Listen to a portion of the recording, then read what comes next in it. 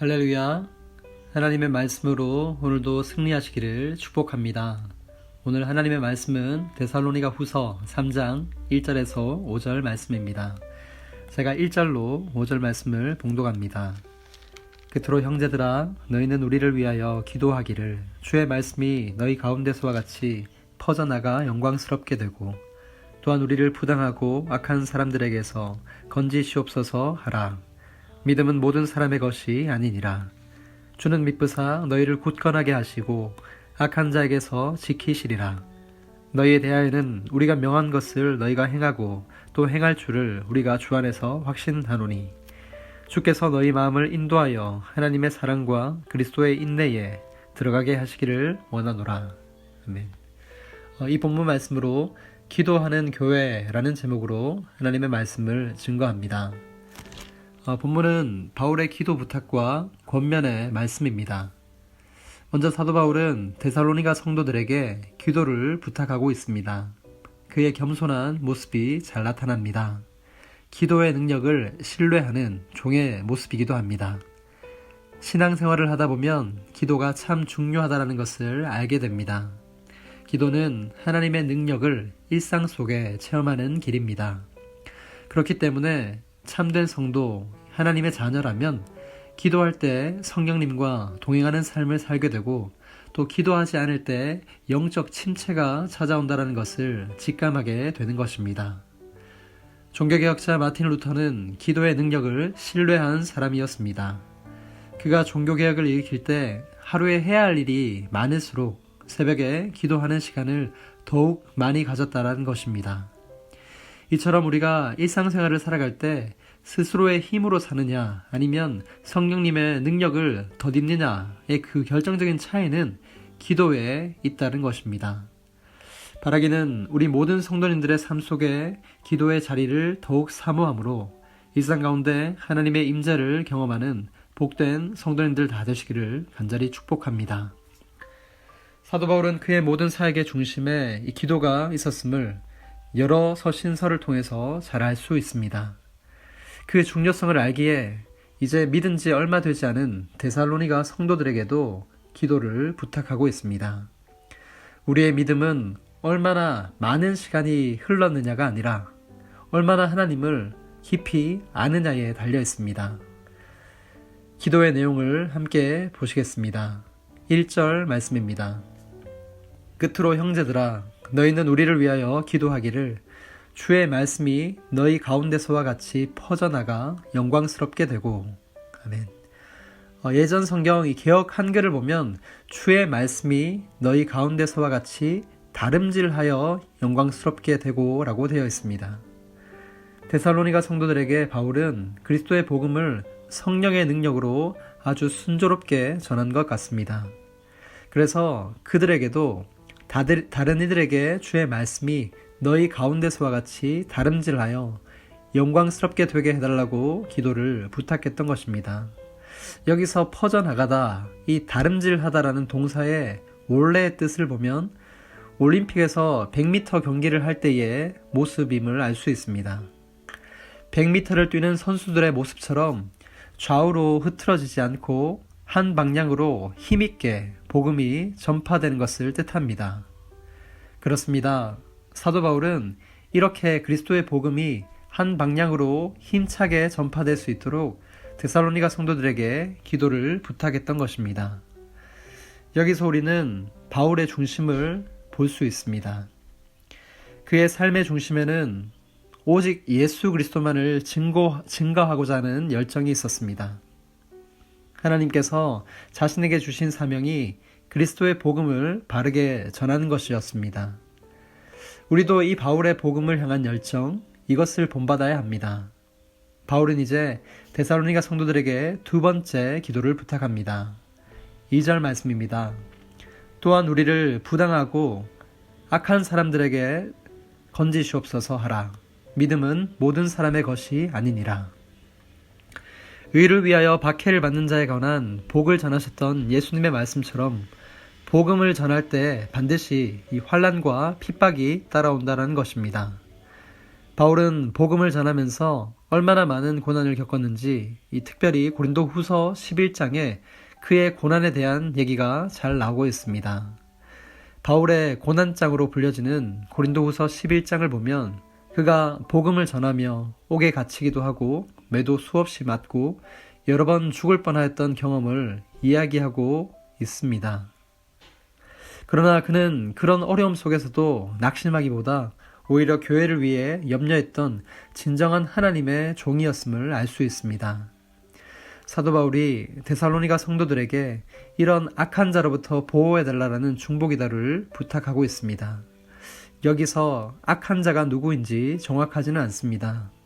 유대인인지 아니면 복음을 전했던 그 도시 사람들, 이방 사람이었는지 분명하지 않습니다. 그러나 분명한 것은 악한 사람이 반드시 있다는 것입니다. 그의 복음에 대한 열정과 기도의 능력을 신뢰하는 겸손한 바울의 모습입니다. 이처럼 믿음은 모든 사람의 것이 아닙니다. 악한 사람에겐 복음이 전해지지 않습니다. 예수님도 말씀하셨습니다. 마태복음 7장 6절에 거룩한 것을 개에게 주지 말며 너희 진주를 돼지 앞에 던지지 말라. 그들이 그것을 발로 밟고 돌이켜 너희를 찢어 상하게 할까 염려하라. 여기서 거룩한 것과 진주는 복음을 의미합니다. 복음을 전하다 보면 어떤 사람은 열정적으로 그것을 받아들이는데 반해 또 어떤 이는 극렬하게 이 복음을 반대하는 것을 볼 수 있습니다. 복음이 듣기 싫은 것입니다. 이런 사람들에게서 건져달라고 바울은 기도를 부탁했습니다. 우리도 이 말씀을 본받아 말씀을 맡은 영적 지도자를 위해 기도해야 할 것입니다. 담임 목사님을 위해 그리고 기도와 후원으로 동역하는 여러 선교사님들을 위해 더욱 집중적으로 기도하면 좋겠습니다. 그들이 하나님의 말씀, 그리스도의 복음을 담대하며 지혜롭게 잘 전할 수 있도록 그리고 사역을 방해하는 모든 악한 세력으로부터 보호해달라고 더욱 간절히 기도하십시다.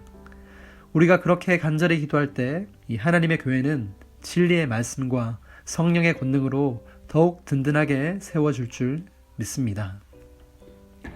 계속해서 사도 바울은 데살로니가 성도들을 향해 권면의 메시지를 남깁니다. 3절 말씀입니다. 주는 미쁘사 너희를 굳건하게 하시고 악한 자에게서 지키시리라. 바울이 어려움 중에 있는 성도들을 위로해주는 말씀입니다. 바울 또한 사도로서 교회를 위해 계속해서 기도하겠다는 말씀입니다. 이것이 중요합니다. 교회가 영적 지도자를 위해 기도하는 것이 중요하듯이 영적 지도자가 교회 공동체를 위해 간절히 기도하는 것도 중요하다는 것입니다. 바울은 기도의 사람이었습니다. 그는 늘 교회 공동체를 생각하며 기도하는 사람이었습니다. 그래서 기도할 때 하나님께서 주시는 확신을 성도들에게 나누고 있는 것입니다. 주는 미쁘사 너희를 굳건하게 하시고 악한 자에게서 지키시리라. 여기서 미쁘다는 것은 신실하다 그리고 진실하다라는 뜻으로 변함이 없으신 하나님의 성품을 나타냅니다. 그 신실하신 하나님께서 데살로니가 성도들을 더욱 굳건하게 하시고 결국 악한 자에게서 지켜주실 것이라는 위로와 소망의 메시지입니다. 상황과 환경이 어려울지라도 그 너머에 계신 하나님이 늘 함께 하시고 굳게 지켜주실 것이라는 확신을 주고 있습니다. 그리고 이어서 바울은 권면합니다. 4절에서 5절 말씀입니다. 너희에 대하여는 우리가 명한 것을 너희가 행하고 또 행할 줄을 우리가 주 안에서 확신하노니 주께서 너희 마음을 인도하여 하나님의 사랑과 그리스도의 인내에 들어가게 하시기를 원하노라. 바울은 데살로니가 성도들의 흔들리지 않는 믿음에 관해 권면하고 있습니다. 바울과 실라 그리고 디모데가 함께 전한 전통을 듣고 행할 것을 확신한다고 했습니다. 그렇습니다. 진실된 믿음은 하나님의 말씀을 듣고 마음속에 지켜서 행할 때에 능력이 되는 것입니다. 영혼 없는 몸이 죽은 것 같이 행함이 없는 믿음은 죽은 것입니다. 그래서 바울은 가르침을 따라 진실되게 살아갈 것을 권면하고 있습니다. 그렇게 할 때 주께서 그들의 마음을 인도하시고 하나님의 사랑과 그리스도의 인내에 더욱 들어가게 하실 것을 권면했던 것입니다. 사랑하는 성도 여러분, 오늘 말씀을 통해 우리는 기도의 중요성을 다시 배웠습니다.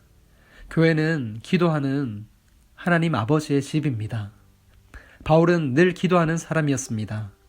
그가 세운 교회 성도들이 그리스도의 말씀에 더욱 풍성히 거하며 하나님의 사랑과 그리스도의 인내에 계속해서 살아가기를 기도했던 사도였습니다.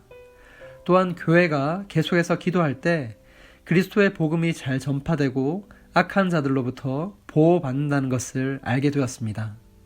이 신앙의 원리를 알고 실천하여 하나님의 은혜와 평강이 오늘의 삶 가운데서도 풍성히 누려질 수 있는 여러분 모두가 되시기를 주의 이름으로 축복합니다. 신실하신 아버지 하나님, 말씀을 통해 우리를 향하신 하나님 아버지의 뜻을 알게 하시니 참으로 감사드립니다. 하나님의 자녀로서 우리가 기도하기를 원하시는 아버지 하나님의 뜻을 따라 무슨 일을 만나든지 주님께 무릎 꿇고 기도함으로 하나님의 뜻을 헤아려 주님과 동행하는 주의 거룩한 백성 되게 하옵소서. 어려운 상황일수록 더욱 기도의 자리를 사모하게 하셔서 하나님께서 주시는 위로와 평안을 맛보는 은혜를 오늘도 베풀어 주옵소서. 오늘도 주와 함께 동행하며 삶의 기도자로 살아가도록 인도하여 주옵소서. 우리 구주 예수님의 이름으로 기도드립니다. 아멘.